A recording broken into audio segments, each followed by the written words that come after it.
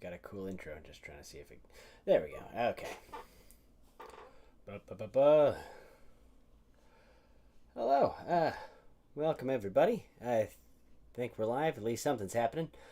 Uh, yeah.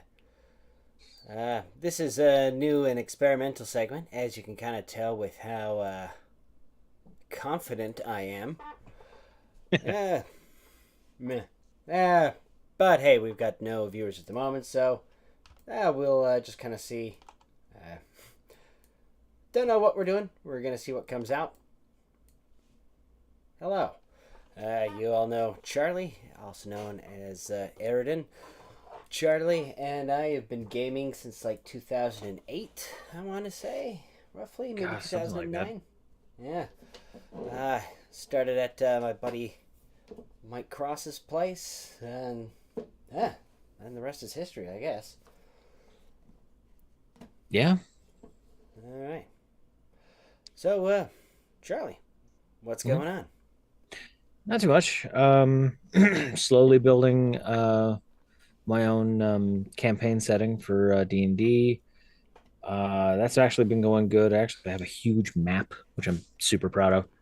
Nice. Um, Also kind of started running a game. I think it's the system is called Powered by the Apocalypse. The game is called Masks. And effectively, it is a kind of superhero game, but you're all teenagers. And they have like different playbooks for the character sheets and stuff like that. So you effectively choose the template of what type of hero you want to be. Like a Spider-Man type person is called the Janus template. So one of your main focuses is trying to maintain your secret identity, that sort of stuff.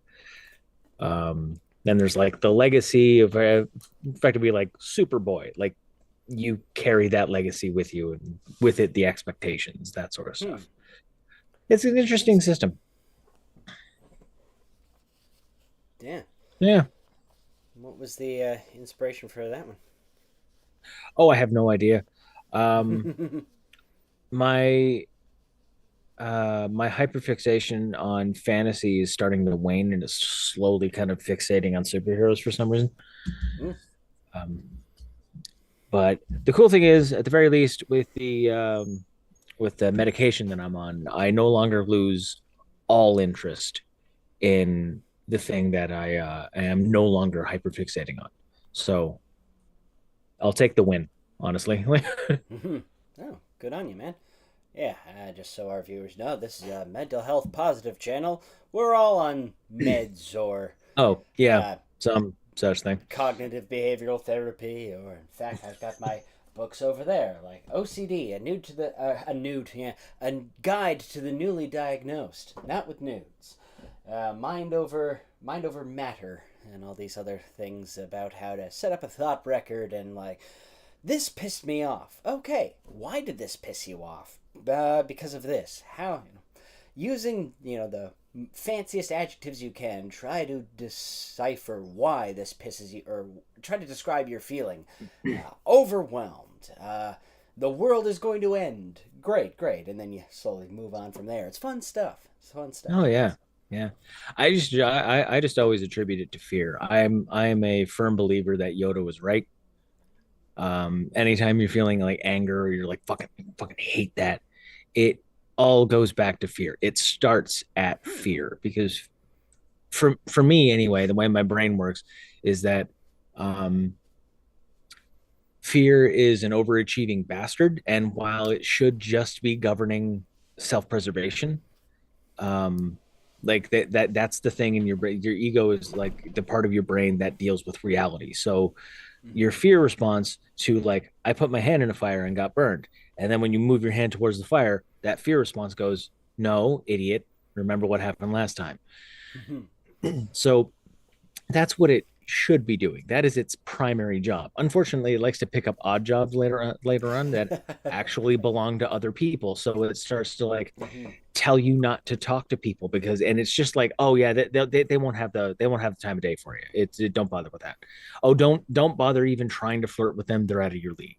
Don't do this. You'll never get the job. Don't bother applying here. You're underqualified. It's just a bunch of shit that clogs your brain and eventually, because in its own way it's trying to keep you safe, but it's just expanding the bubble around you of crap to keep away from you to keep you safe, but it eventually leaves you isolated and alone.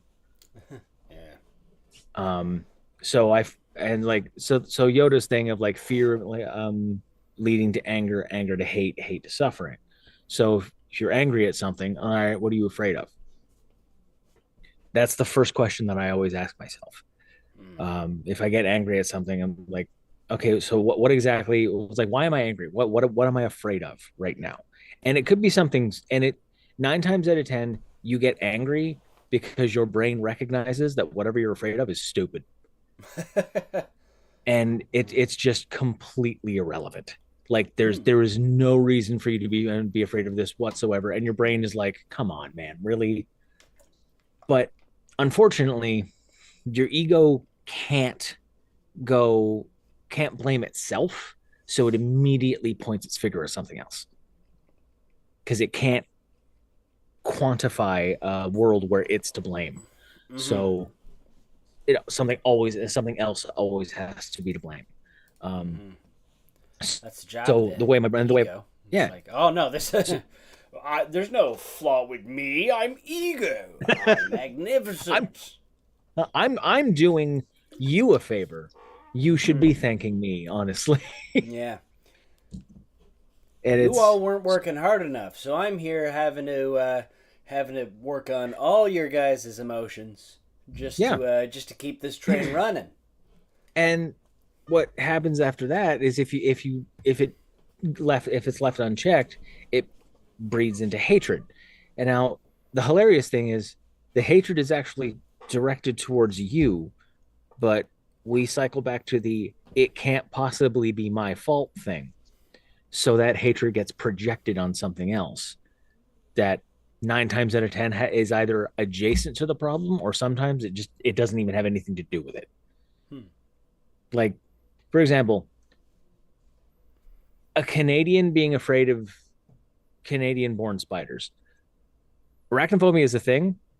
Some people find them creepy, find them fascinating myself, but like it's a fear response. It triggers the self-preservation. Now, for most Canadian, like, I don't believe there are any venomous spiders native to Canada, mainly Not because of the climate. native, no. Yeah. Now there are some here now, Mm-hmm. because people like bringing things like a brown recluse, or I think there actually is a brown recluse in like Saskatchewan. I think, not Mm-hmm. entirely sure. Um, but like overall, when you see when you see if you're living in Canada and you see a spider in your house, it's not venomous. It is not going to hurt you at all. At worst, you're going to get a bite and it's going to kind of itch, and that's it. That's all. So like, there's no fear response. So your brain goes, it's like you have that fear response, and then you get angry because there's a spider there. But honestly, you're getting angry at yourself. You're like, it is smaller than my thumbnail. I can take that in a fight.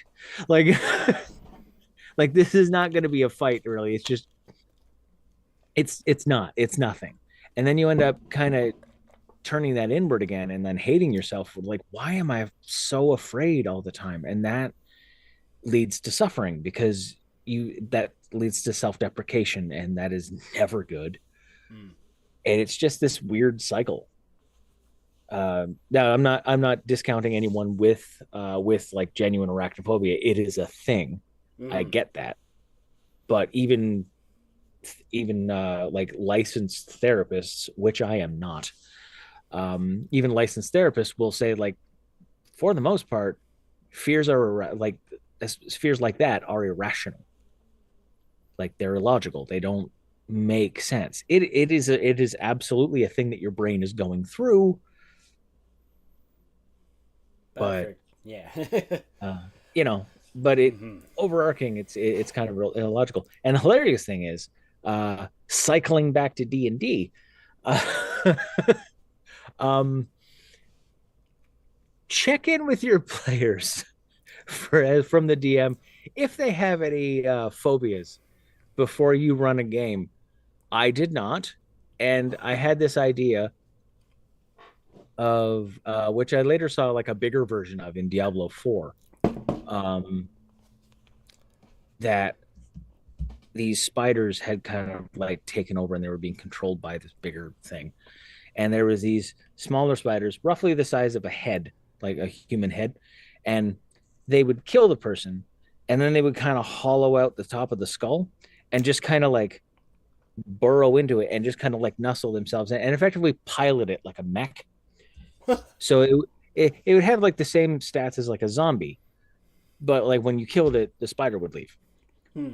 Um, and I was describing this in great detail. And my friend John was like, I just wanted to thank you for the sleepless nights you're going to give me. I'm like, why? What's that? And his partner is just killing themselves laughing. It's just like he has arachnophobia. And I was like, oh God, I am so sorry.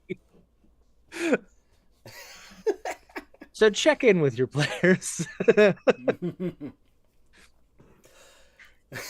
Yeah, damn. Duly noted. I think that's another point I wanted to touch on is I remember having to um I think you were around for this like okay, well how does like if I'm playing a very brave character, how come how come I don't get more saving throws against like draconic fear? And it's like, oh well, it's magical fear. It's like, yeah, but Mm. that's I still like it's ruining my whole character vibe. Like give me a I don't want to just run away. And so I had to think of it. It's like, okay, well, it's like it's causing your it's a site that it kind of goes uh beyond like just your spirit and your courage, and it hits the buttons in your brain that says you're in immediate mortal danger, you should run. And then how you deal with that, like, because Mhm. not everybody deals with fear effects in game Yeah. by going and running away. Some people get very angry or get very defensive, and that leads them Yeah. to so in this certain circumstance, it's like, okay, like, you don't necessarily have to run, you're attacking, but you're suffering penalties because Yeah. you're sloppy. Your courage is trying to override your Mhm. body's natural protection instincts, and you're suffering because of that. Uh, and that worked out fun. Oh, that's good. Because Honestly, the weird thing is I blame the name Dungeons and mm, Dragons. Um, and there's nothing wrong with the name. The name is iconic, but like mm, people just naturally assume dragons are just kind of like they're always there. They're always kind of flitting about. Like people are wandering around the city and like, get your bread here. Oh, nice fish. Dragon passes overhead and everyone's like, hi, Bob. Like it's it, I think a lot of players, especially new players, think it's commonplace mm, to see a dragon. And so when someone creates like a character who's like brave and bold and like not afraid of anything, and then you get them to make a fear check and then they fail it, and then they're like, well, that yeah, as you said, like it ruins everything about my character. Like a lot of people don't understand like the Fizban's Guide to Dragons is a fantastic book because it actually amplifies something I've always believed. Do you know what a keystone species is? I don't think I do. No. Okay, so a keystone species is something that when it enters an ecosystem, the ecosystem shifts. Oh. Crocodiles, for example, are a keystone species. Yeah. It directly affects the ecosystem around them, just being there. Hmm. Um, Dragons are a keystone species on a multiversal level. When they hit the stage of a great worm, like an ancient great worm dragon, they are aware of every other, like that ancient worm exists in the multiverse and they are aware of each other. That's Like fascinating. that is how widespread and fast. So these aren't just big fire breathing lizards. They are a force of nature. They are that like they are so much more than just their physical form. So I've always attributed it to like you are absolutely you could face down like a beholder, you can face down a lich, you can face down like anything like that. When faced off with a dragon, you become very aware of how small you are in the grand scheme of things, and that is jarring. Mm-hmm. Like It's you were looking at a like a borderline celestial like multiversal being, and you are actively fighting your own instinct to run away because you want to punch it in the face. Like so like if you try like I've always tried to tie it into it, it's not like it's kind of like that thing. I was like, oh, it's not you. You're not like, oh God, but like it also comes into the fact of like, yeah, you're brave. You ever seen a dragon before? And like most people, most games start off at like anywhere from level 1 to 5. That's normally where I started off because like mm-hmm. that way the characters have like a little bit of an idea of the direction their characters are going. If you Mm-hmm. start characters off at level 1, they're just kind of like, I have a sword, like, and that's it. Yeah. That's all. Um, or in the case of a wizard, I have very few hit points and like one spell. Um, Yeah. I only do level so 1 if it's either a new system or new players. Like, if this is your first I game, okay. Let's start you off at I level 1 actually so you. Okay? mhm. I actually did a game. It actually worked out pretty well, actually. So I was quite surprised. I started everyone. Uh oh. We're losing you. They had their stats, they had their background, and they had their race, and that was it. Hmm. That was all they had. And I quickly realized I cannot put them in combat because they have their Constitution modifier as hit points. Um, but what I did is the first session, I watched how their characters acted and Hmm. interacted with things around them and the decisions that they made. And then after that first session, I was like, okay, so you are very, very what like ignoring your stats.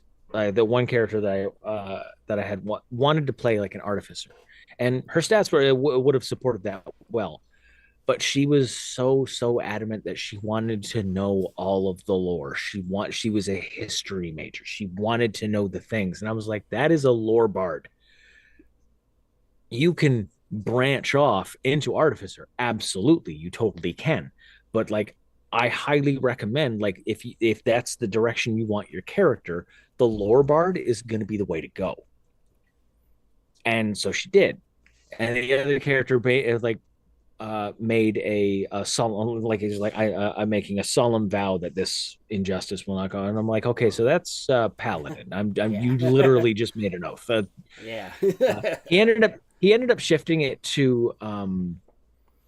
uh to a barbarian, but the way he wanted the barbarian to be, like his rage, for lack of a better description, was his like zeal.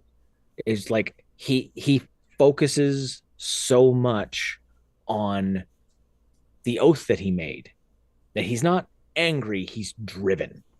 And so he's like ignoring the arrows going into him. And like, so he's just like, no, I've got a job to do. I'm going to do it. And I've always liked it when people take, like when players take just like the conventional description of something like rage or something like that. And then they put their own spin on it. It's Hmm. like, so I'm like, I'm not angry. I just got tunnel vision. Like I'd look at one guy and be like, Yeah. this is not going to be your day. um, It's like, but how? Your legs are chopped off. How are you still coming towards me? tis but a scratch.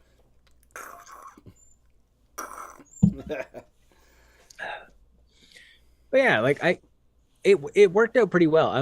I'm curious to see if like what if I can do it with a larger group because I only had 2 players at that point, and I think that was the perfect melting pot for that particular experiment. Because you don't want to do an experiment like that with like 6 players. Yeah, that can be a little much. I Yeah. think So you did a similar system when we were trying out the Marvel Heroes campaign, where yeah. we just started off kind of like, okay, come up with your, come up with your character. Don't worry about powers, and then you kind of, we were mutants, so we just suddenly Mhm. developed powers based on, oh well, this, stuff we were interested in. Yeah. That And was like fun. it kind of worked out. I thoroughly I like I like doing the origin story. Especially in like a superhero uh capacity. Because like the origin story is like very, very much the core of the character. Mm-hmm. Like if someone just introduced Captain America and he's just like, oh, he had a super soldier serum and now he's Captain America, and that was it. It'd be like, all right, Yeah. whatever. But when you find out that like, but when you find out that like in World War II, this scrawny asthmatic guy prone to tuberculosis, a guy is just adamant on joining the war effort to protect people. Now he doesn't want to hurt anybody. He just doesn't like bullies. And when you find out that like that's the guy's mentality, it's like, okay, there's something there, and it becomes a little bit more intriguing. Mm-hmm. Um, and the same thing with and the same thing with Spider-Man. Like Spider-Man resonates with me so well because I resonate being a nerd and broke. Like Yeah. It's it funny. is That's just why a lot of people say they relate to Spider Man. It's just like, he just can't catch a break. All he yeah. wants to do is help. I think there was a funny meme. It was like, I am the combination of two of the greatest superheroes like ever. I have Batman's superpowers and Spider-Man's bank account. So, but yeah, like I I'm not gonna lie. As a DM, it bothers me when, oh god, if I ever hear a player come up to me and go, okay, so my character has amnesia. There is like a physical twitch in my arm because I want to slap them. Like just like no. Like now, if now I have had someone come up to me with like a full page backstory and saying, I have amnesia. This is what happened, but I have no idea what about it. And I was just like, cool. That I can work with because you actually have a backstory. Your character just doesn't know. And I got no problem working that in. And that's great. But like if you don't don't give your DM like, because you might sound super cool of like, oh, I'm just going to give my DM carte blanche to do whatever the hell with my character back history. Like you understand that your DM is also running the entire game for the other players as well. Like this is a lot. That's just, you're just adding to his plate. Just just do the legwork. It's not like Yeah. if and this is another thing too, especially for new players. If you're stumped, ask for help. don't don't get someone to do the job for you, but like absolutely 100% ask.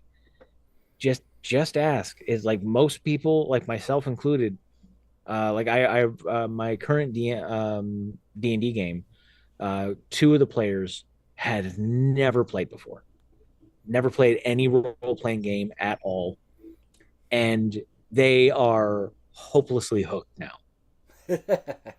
um so and they had no idea, and they were just like, I really don't know what to do. I was like, okay, well, think about, and so I told him, like, think about when you're like watching a movie or you're watching a TV show or something like that, or you're reading a book, like what kind of characters are you naturally drawn to?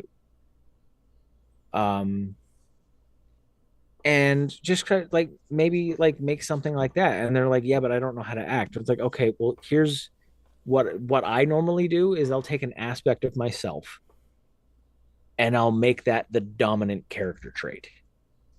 So if I took like the timid and shy part of myself and made that like the 80% of my personality, suddenly that's an entirely different character, different person than myself. It is absolutely a part of myself. I'm just dialing it to 11. So it's easier for me to play because I know what that part of me is thinking, but at the same time, like you're just kind of like it's an interesting window of like, man, what would my life kind of look like if I let that guy drive? And if it's the shy, Yeah. timid one, it is driving with a grandma, like everyone's passing me, like it's. But yeah, Yeah, neat. Yeah. Uh, you had briefly reminded me of something like, oh yeah, I'm going to say that next, but I didn't want to interrupt you. And now I can't remember what it was because then you got me thinking about, like, when was the last time I remember you playing a shy and timid character? And then I was thinking about, I think it was our friend Adam who referred because he and I got talking about the types of characters people normally play, and he had mentioned uh like my brother Jim would play the hero, like the guys standing there, like cape flapping in the wind, yeah. like that guy. Um, like he wants to be able to do all of the things. He wants to have All all of of the the like karates. yeah, and like there's nothing wrong with that. Like it's like you want to play a character that wants to help everybody, and Yeah. like as best as you can. Cool, that's no problem. Unfortunately, that's kind of like running a game with Saitama. Um, Yeah. I actually uh brief segue. I watched an interview with the creator of One Punch Man, and he actually explained the concept of the character better than I've ever heard anyone describe him, because I was just like, what aside from being a parody, what is the point of this? Um, and he was like, and he broke it down. He's like, no, this is absolutely a parody, but like effectively try to imagine what the world of Dragon Ball would look like if Goku had the powers that he has now in Dragon Ball, the Yeah. first one, The like first fighting one. King Piccolo, and you're taking God Goku. That is the path. Like he starts at the end of his hero's journey, and he's just like looking at everything, going, Yeah, I like that. Like, Saitama is a man at the like his story is finished, and we're yeah, just kind of now. What do you do after? mhm. There is that neat sort of like, well, guess I'll go get my groceries. Yeah, I pretty still much. have to live an ordinary life. Yeah. Uh, And it kind of makes sense knowing that now. It's just like, oh, that's why he's obsessed with there's a sale in groceries. Like, oh yeah, there's a sale on ramen. But yeah, like, and then back to the discussion we were having. Like, James normally plays um some sort of troll, and not like the D&D, yeah. not the D&D monster. There's something about his character that is going to troll somebody. And like he played a blue dragonborn who had a band, um which he named after the band that sings the song I'm Blue. Yes, it um was Sir Eiffel of the 65th Regiment. yeah, Eiffel 65. yeah, Yeah, it was that was every one of us wanted to hit him. I'm just yeah. like the moment it happened, Adam legit just got up and left. Like he just went like he just went to the bathroom immediately. Yeah. Like I'm I'm almost positive, like for our friend, he dropped that name and the character concept, which caused our other friend to immediately need to evacuate his bowels. Like it was just like, well, nope, that's got to go. Adam referred to my characters, especially at the time, and I 100% agree with it. It's like you always play like a whispering badass, like And I'm just like, that's fair, actually. I have since branched out. Not all of them whisper now. Um, actually, one of my favorite characters I based around a single line from Trevor Belmont from the Castlevania series on Mm. Netflix. I based he was like a warrior, uh, like warrior, like martial class, and I based it entirely on the phrase, "And once again, God shits in my breakfast." Like Oh, okay, that's where it's from. I couldn't he was remember. just so done, Yeah. like of fucking course. My first thought when I heard you say that in session one, I'm like, was that Blackadder? Or no, that was, oh, and Satan farts in my face once more. Because he's like, Blackadder is always known for his witticisms, but he's just so beaten at that part. He's just Yeah, got nothing. He's like, oh, Satan farts in my face again. That was that was fun. Actually, that brings me to another plan I like to do when instead of like the meeting is always difficult mm, in a game. It's like, okay, you'll meet in a tavern. And the last time I tried that, cause like, no, I'm just gonna do the simple like you all meet in a tavern. It's like shit. Like, there's no reason for Calder to really go with Kaith and Sir Eiffel. yeah, So how do I do this? All the people are singing about how much money Calder has, and that makes Kaith and yada yada yada. yeah. Um, but so this time around, it was like, okay, I like to pair people up. Like, you know this person already. Mhm. You knew Vlasias. Yes.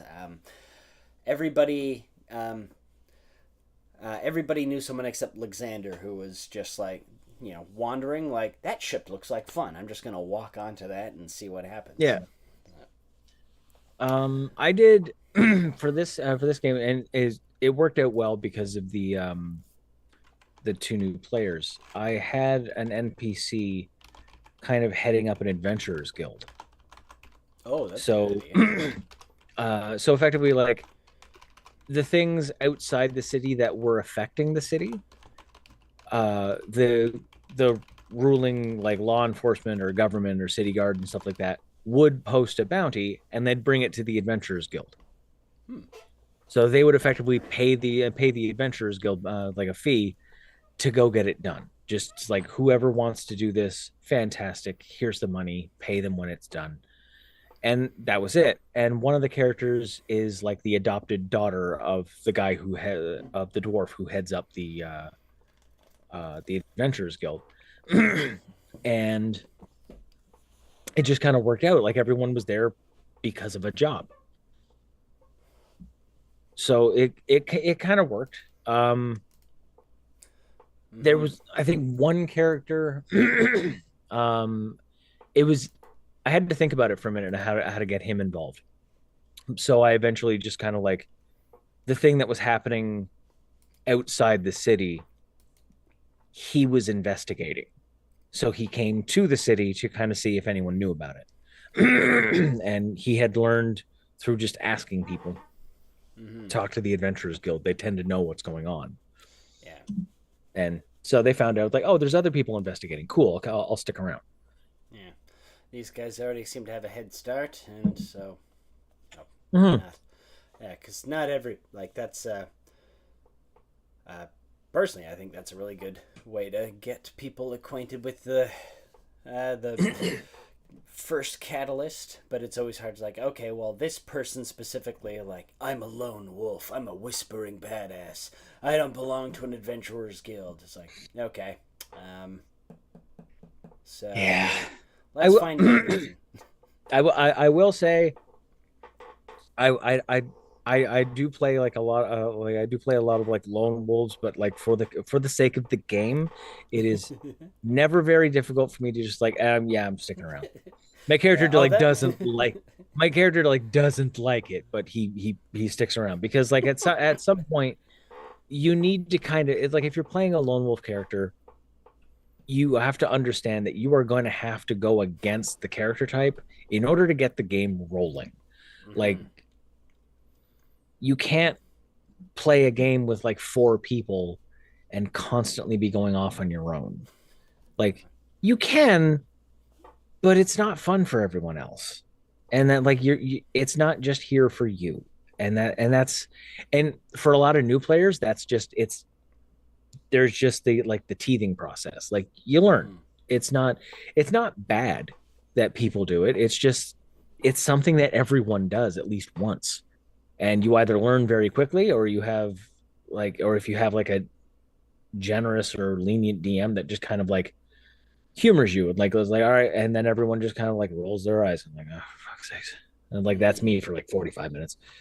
Um that's another thing. Have a timer. Mm. If you're dealing with with like the party being split, have a timer.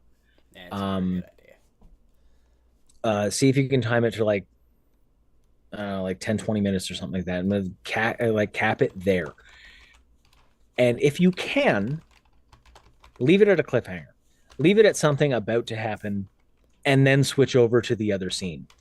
Like, just try to imagine you're watching your favorite TV show and you're like, oh man, this is going to be brutal. And then it goes to like something else. You're like, no, Yeah. I want to know. Like, Mm-hmm. leave your players hanging. I have done that literally in mid combat.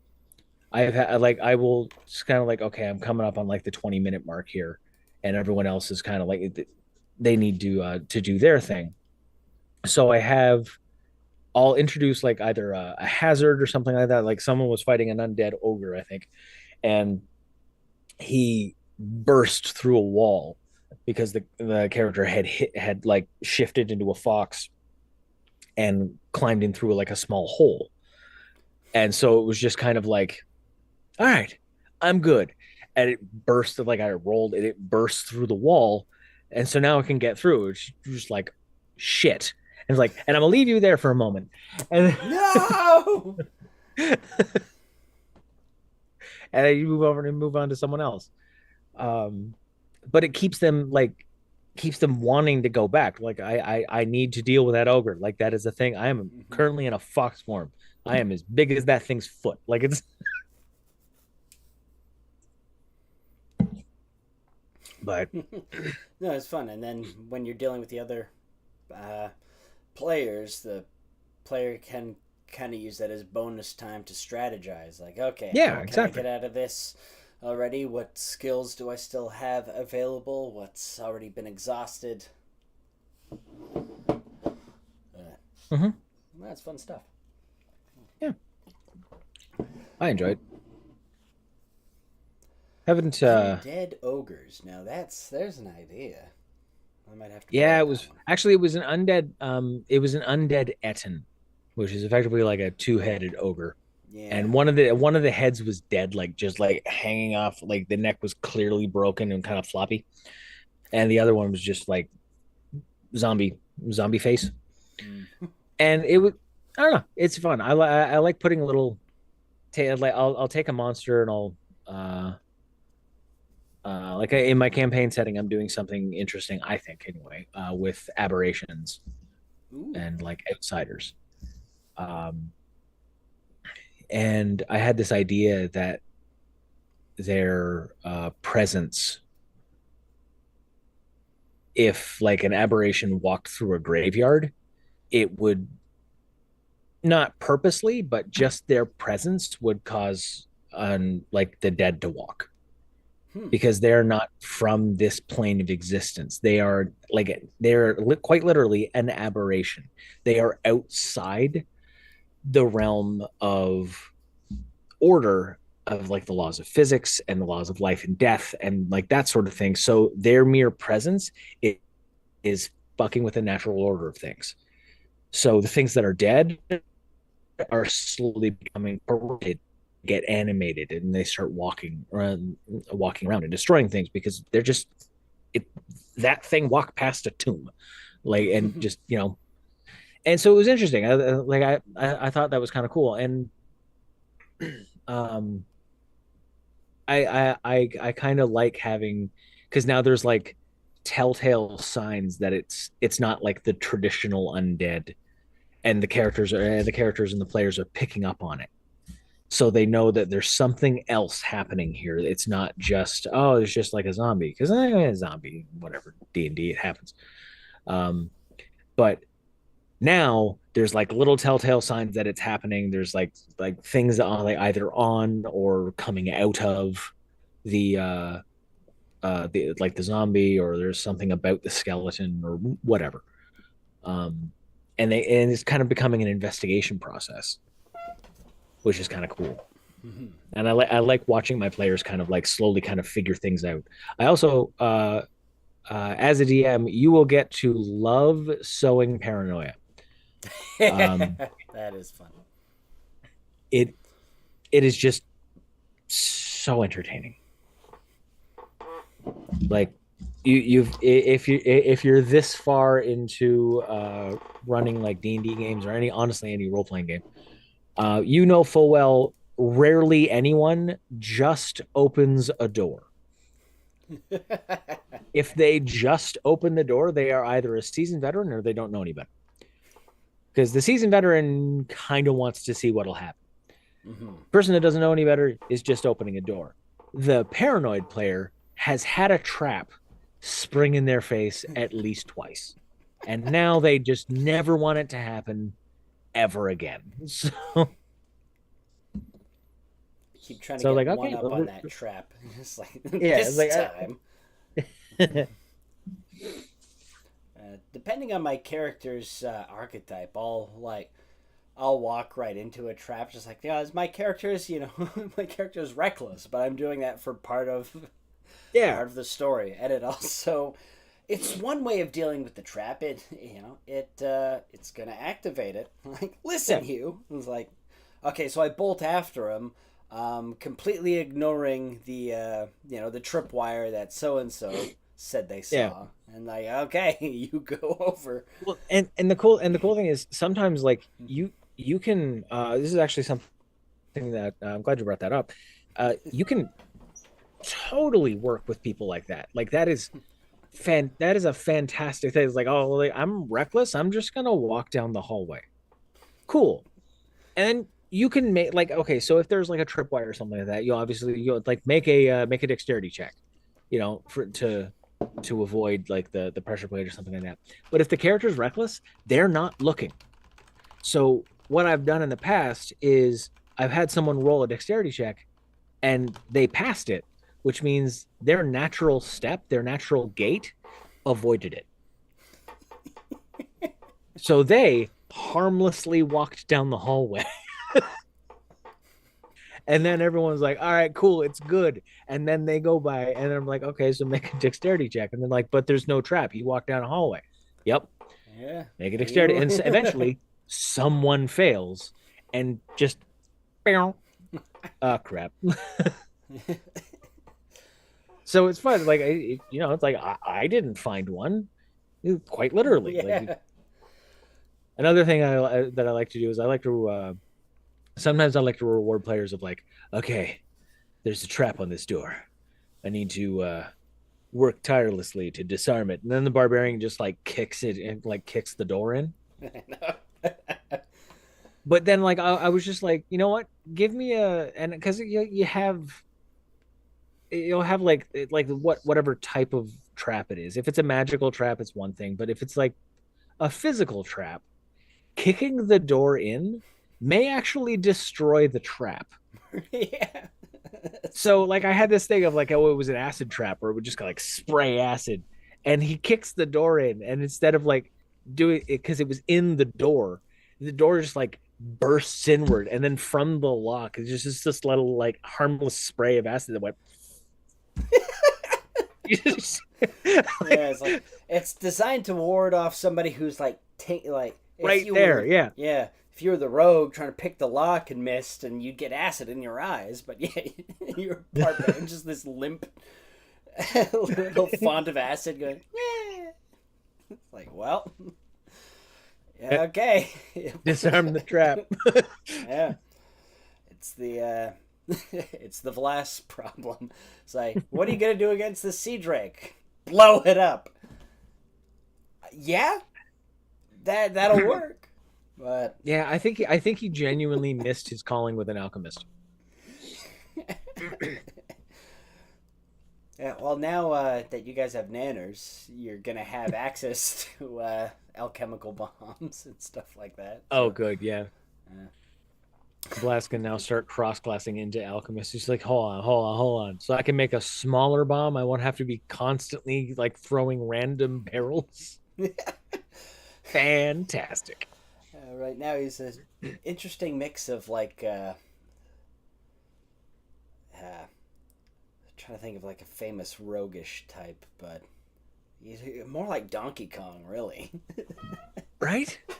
I know. I love it.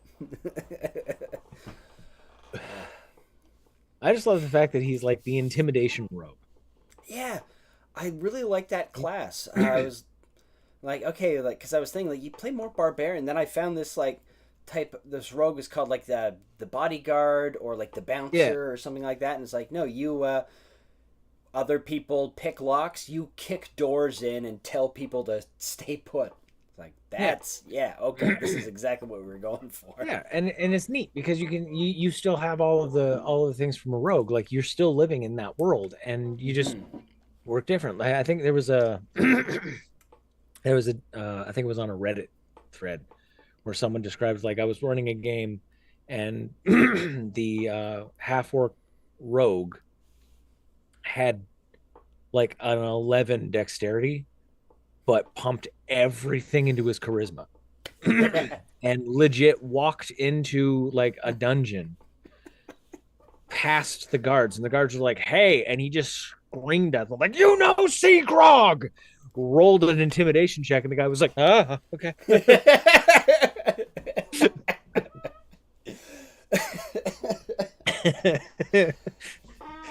Min maxing can be fun, I admit.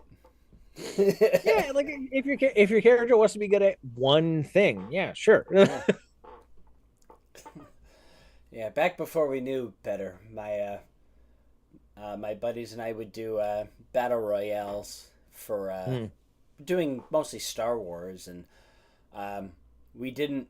We were kind of new to it, so we didn't know how to balance things. Like I put everything I had into my intimidation skill, so just just slaughtered people by going, "Don't move." Okay, and then slowly killing them.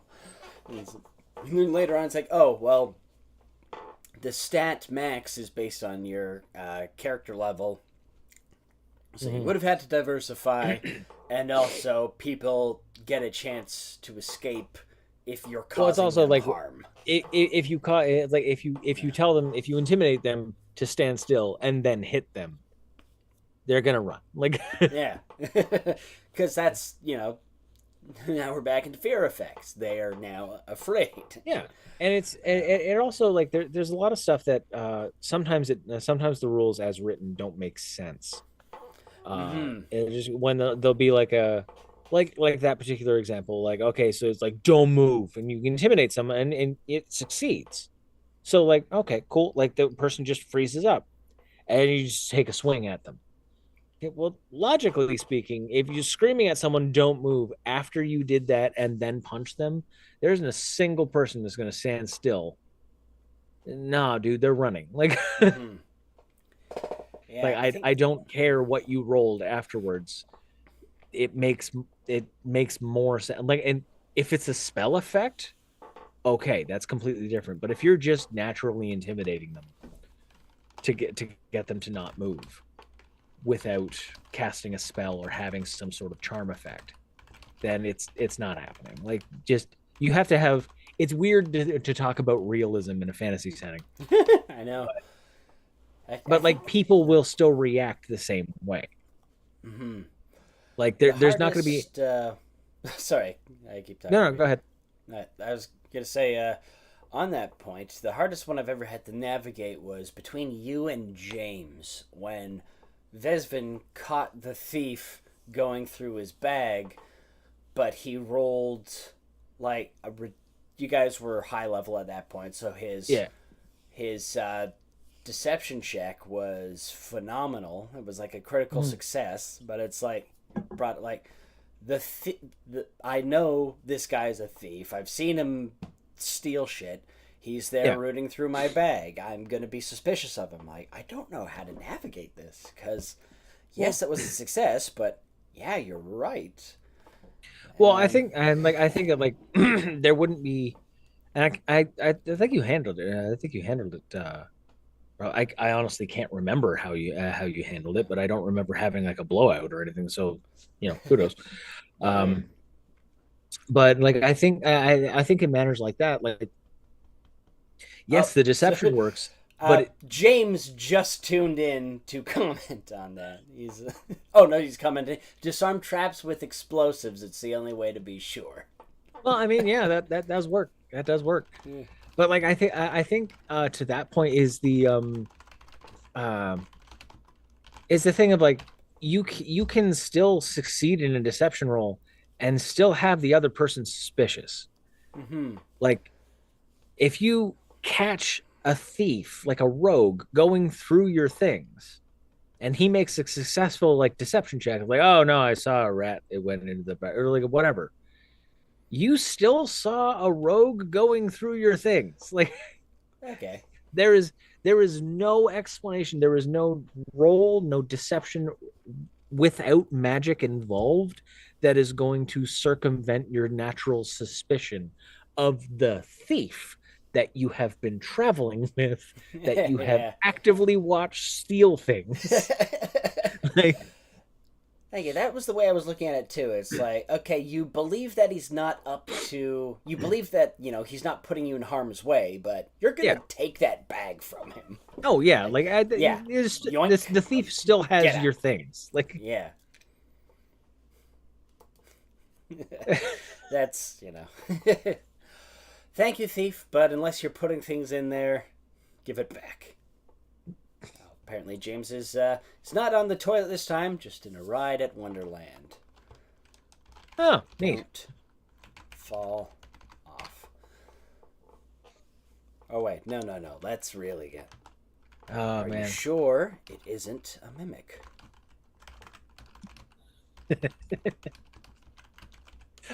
James and mimics. Yeah. Same Talking thief about character. creating paranoia. Yeah. Same thief character. This man, Kosh, created so much paranoia around mimics and butlers. The butler thing still kills me. It's like to this day, I tell this story to all of my players in any game. I will happily tell this story because like James's thief was a gnome, and he's like, oh, treasure chest, and turns out to be a mimic, and damn near gets swallowed because gnome. He was literally bite sized, and it happened like 3 times, and it got to the point where it was like he'd see a treasure chest and shoot it with an arrow, like, and he's just like, okay, so I just wanted to check, and then there was the masquerade ball with the butlers, of like, now you have to understand this was like the first version of Pathfinder, so his stealth check was dumb. I think it started at 25. Like it was ridiculous. Yeah. And every time he tried, like and Kosh was like, dude, look. And he would move the DM screen so I could watch him roll for the butler's perception roll. And every time he would roll everything else and be like, okay, so I'm gonna roll this for a random guard, and he would get past him. He'd roll shit. But every time he rolled for a butler, it would be a nat 20 on his perception. Every single time. So James just became so paranoid that there was something wrong or off about these butlers. That there was just like, and it spread after this masquerade ball. We went to another like manor or something like that where someone was hiring us, I think, and that person had butlers, and James was just immediately suspicious. I don't trust those butlers. Like, no, these are because it was also the butlers had a bonus too for when they take when they're on duty, like so long as they don't move from their position. That was a key. If the butlers stay still and are in an observing position, they get they get this massive bonus to their perception. That's literally their job. And you Yeah. live in a world with magic thieves, so they, James, still not convinced they weren't demons. And yeah, it just the magic was with me and not with James. Like I was in my head, like there's all these ways you could have created a diversion or something. Like Yeah. if you could force the butlers to move, then you can get access and they don't get the bonus. But everybody had an objective there that they had to Yeah. deal with, and that's another fun thing that timelines can do. Like I forget Mhm. things. The clock was ticking, and you guys had to figure out some information there as to who was paying who or what was going on. But yeah, I forget whose party it was. But all's well that ends well. Not for Rosa. What an ending. Hey, wait, I Yeah. still have that Holy Lance. Wait, what? Yeah, I'm going to phase through and just put it in her. Oh. God damn it. Oh. It didn't Rosa kind of like make a deal with the demon and become Yep. part demon? Yep. Yes. Well, the best laid plans of mice and DMs, ladies and gentlemen. Yep. That brings us to the top of the hour. Thank you very much for joining us, especially James, the only person who joined us. But we are experimenting with more content because, YouTube is like, oh, how many things do you do? Like, oh, we do a show once a week. Only one show a week? Oh, boo! Boo! You have to be doing 10 shows a day. So we hope you like this. It's fun, honestly, just to hang out and talk shop. So please tell your friends, tell your family. I don't know. Just Stuff. hang out. Please hang out. Or yeah. And James, I hope you and Bonnie enjoy your time at Canada's Wonderland. Be careful. I don't know what I'm doing. It could be butlers. We don't know. Yeah, could be butlers. And thanks again, Charlie, for joining me. Anytime. Yeah, that's Right. it. Have a good night, everybody. Now we go to stop the stream with this button. Bye. And we have ended.